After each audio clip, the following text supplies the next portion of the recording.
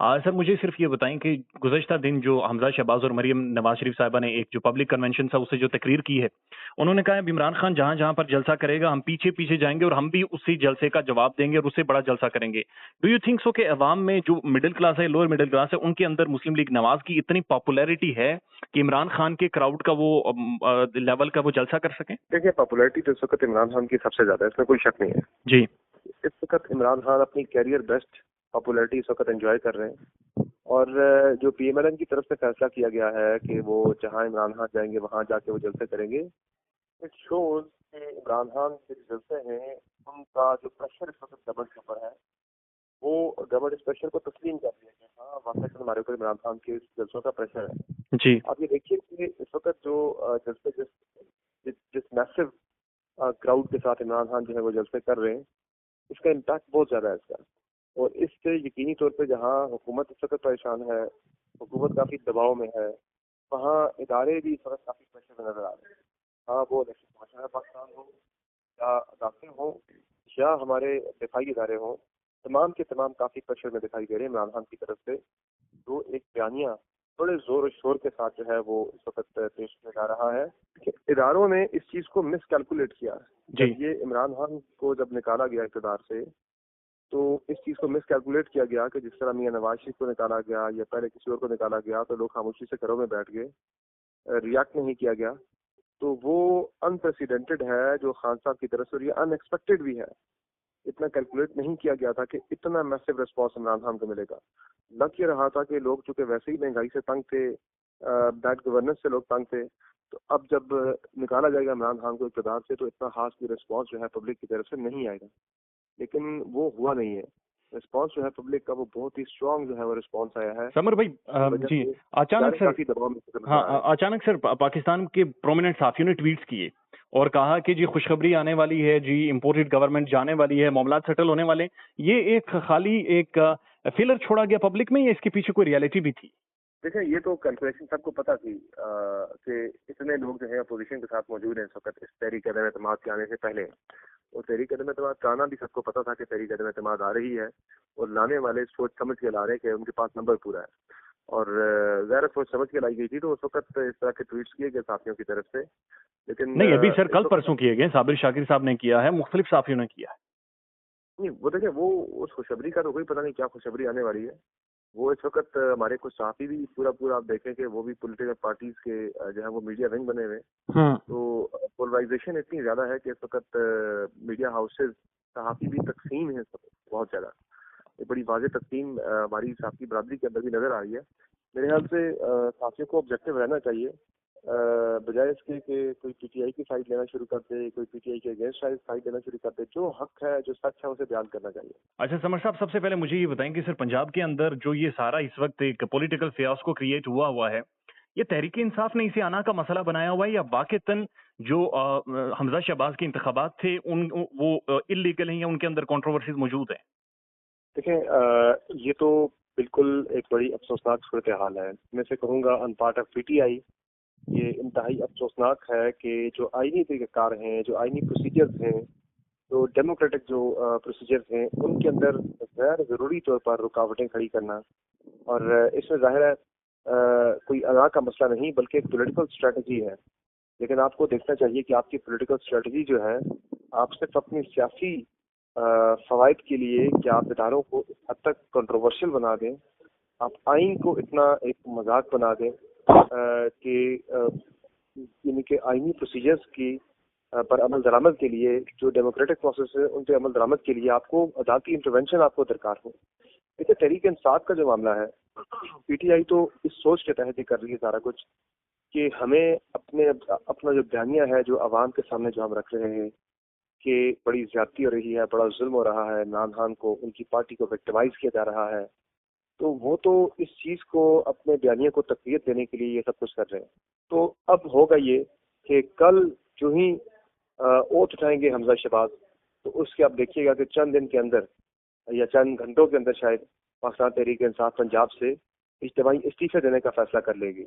तो ये सारी कुछ जो कोशिशें हो रही हैं, वो एक तो इदारों को एक्सपोज करना उनका मकसद है कि इदारों को जो है वो बदनाम किया जाए अपने सपोर्टर्स की नज़रों में कि हमारे साथ जो है इदारे ज्यादती कर रहे हैं, हमें विक्टिमाइज कर रहे हैं। और दूसरा ये है कि मुल्क में फौरी इंतखाबात के वाले से जो जो तरीके से आपको चीजें सूट करती हैं वो सारे इकदाम वो उठा रहे हैं। लेकिन समर भाई एक चीज देखें ना, जहां पर आप विक्टिमाइजेशन की बात कर रहे हैं, जहां पर तहरीक इंसाफ अपना वोट बैंक दोबारा से बहाल कर रही है, वहां पर यह भी तो है कि 26 एमपी तहरीक इंसाफ के तोड़े गए पंजाब में। वहां पर यह भी है कि पंजाब असेंबली में पहली दफा पुलिस आती है और वहां पर सारा कुड़मस डाला गया और उसके बाद जाकर इंतखाबात हुए। वहां पर सरफराज उमर चीमा का जो खत लिखा गया प्रेसिडेंट को, वो ये कह रहे हैं कि उसके अंदर जो इलेक्शंस हुए उनके अंदर प्रोसीजरल लैक्यूनास मौजूद हैं। तो ये चीज भी तो सर कहीं ना कहीं मौजूद है। देखें, इलेक्शन तो पहले तो आईनी तरीके से हो रहा था। जो सीएम का इलेक्शन है जी, वो तो डिप्टी स्पीकर करवा रहे थे। जब खुद स्पीकर जो है परवेज इलाही साहब वो सीएम के कैंडिडेट आ गए, तो उनके पास जब उन्होंने देखा कि उनके पास बंदे नहीं है, लोग कम है उनके पास, वो जीत नहीं पाएंगे इलेक्शन किसी सूरत में भी, तो फिर सोची समझी प्लानिंग के तहत डिप्टी स्पीकर जो थे पंजाब असेंबली के जो है उन पे अटैक करवाया गया। जी, मजारी साहब पे अटैक करवाया गया, उनके बाल नोचे गए, उन पे तशद्दुद किया गया, उनको घसीटा गया। ये भी तो एक बहुत बड़ी ज्यादती वाली बात है। ये भी तो जो पार्लिमानी रवायात हैं उनके खिलाफ है और एक गलत नई पार्लिमानी रवायत कायम की जा रही थी कि डिप्टी स्पीकर के बाल नोचना, उन्हें सीट से घसीट के नीचे उतारना, उन्हें घसीट के वहां से बाहर निकालना, तो ये भी तो बड़ी ज्यादती थी। फिर असेंबली के अंदर जो है गैर मामूली हालात खुद पैदा किए गए। जब गैर मामूली हालात पैदा हो जाते हैं तो गैर मामूली हालात तकाजा करते हैं कि गैर मामूली इक़दाम उनको कंट्रोल करने के लिए उठाए जाते हैं। जी, आपकी बात दुरुस्त है कि पंजाब असेंबली के अंदर पुलिस का आना कोई अच्छी मिसाल, एक अच्छी रिवायत कायम नहीं हुई। लेकिन अपने जो सार्जेंट एट आर्म्स हैं वो डिस्पोजल पे थे, वो बिल्कुल कंट्रोल में थे परवेज इलाही साहब के, जो खुद सीएम के कैंडिडेट थे, और ये नजर आ रहा था कि वहां पे सूरत हाल को खराब किया जाएगा। लेकिन सर 63A का जो केस चल रहा है सुप्रीम कोर्ट के अंदर, उसमें भी तो यही डिस्कशन और डिबेट हो रही है समर भाई के आया इन लोगों को जो मुनारिफ अरकान हैं इन्हें डी-सीट किया जाए इस बुनियाद पर, चूंकि पार्टी के अंदर रहते हुए इन्होंने पार्टी पॉलिसी को वायलेट किया है, या फिर इन्हें लाइफ टाइम इन पर बैन होना चाहिए। वो भी तो डिबेट सर बेसिकली यही है कि ये पार्टी के अंदर रहते हुए क्या पार्टी लाइन के खिलाफ जा सकते थे या नहीं जा सकते थे। देखिए, दो चीजें हैं। एक चीज तो यह है कि जो 63A है उसकी अगर आप प्लेन रीडिंग करें तो बड़ी बड़ी क्लियर है। उसमें गवर्नमेंट ने रेफरेंस भेजा है, सदारती रेफरेंस गया है सुप्रीम कोर्ट के पास, ये जानने के लिए कि आया वोट डालने से पहले स्पीकर किसी मेंबर को डिस्क्वालीफाई कर सकता है, वोट डालने से रोक सकता है। और नंबर 2 इसमें ये पूछा गया है कि क्या जो नाअहली है डिफेक्शन की सूरत में जी, वो ताहयात है या वो करंट अपने टेन्योर से बंदा डी-सीट होता है। तो उसमें बड़ी क्लैरिटी है। जो 63 है कि अगर आप प्लेन रीडिंग करें तो उसमें बड़ा क्लियरली नजर आ रहा है कि एक तो जब वो वोट डाल ले, वोट कास्ट करने के बाद बंदा डिस्क्वालीफाई होता है।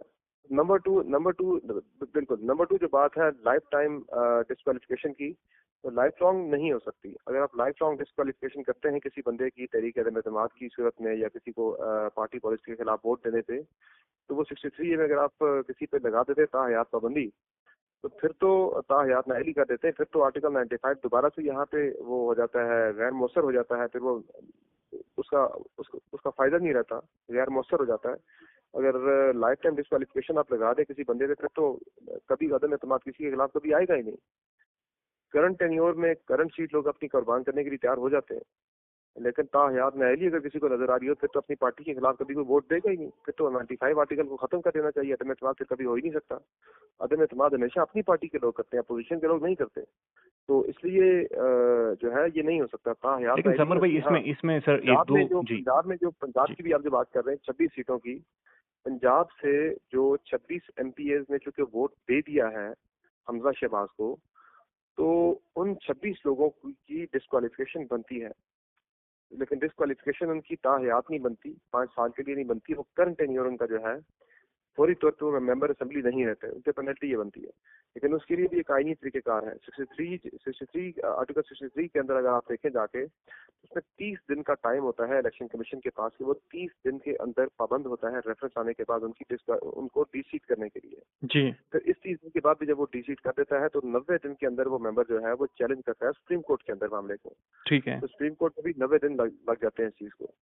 तो ये इतनी जल्दी ये चीजें होती नहीं है कि फौरन से रेफरेंस आया और फौरन से डिस्क्वालीफाई कर दिया। 6 तारीख को रखा हुआ, 6 मई को इलेक्शन कमीशन ने इनका मामला इनको सुना जाएगा। लेकिन इसमें भी प्रैक्टिस एक ये होती है कि उस मेंबर को पहले बुला के पार्टी, अगर कोई बंदा पार्टी डिसिप्लिन की खिलाफ वर्जी करता है 63A के तहत, उसमें अगर उसमें आ रही है कोई खिलाफ वर्जी 63A की, तो उसमें भी पहले पार्टी बुला के उस मेंबर को पूछती है कि आपने ये काम क्यों किया है, उसको शो कॉल भेजा जाता है। तो यहाँ तो कोई शो कॉल भी नहीं भेजा गया, किसी मेंबर को पूछा नहीं गया कि आपने ये काम क्यों किया है, डायरेक्टली भेज दिया गया। तो मेरे ख्याल से एतराज शायद लगा दे इस पर इलेक्शन कमीशन ऑफ पाकिस्तान जी, कि क्या मुतलका पार्टी ने बुला के मेंबर को पहले शो कॉल किया है, उसकी नहीं एक्सप्लेनेशन किया तो सुनी फिर है या नहीं मामला दोबारा सुनी? जी। हाँ दोबारा पार्टी को मामला ये दोबारा रेफर किया हम्म। जा सकता है कि पहले आप ये तकाजे पूरे करें सारे,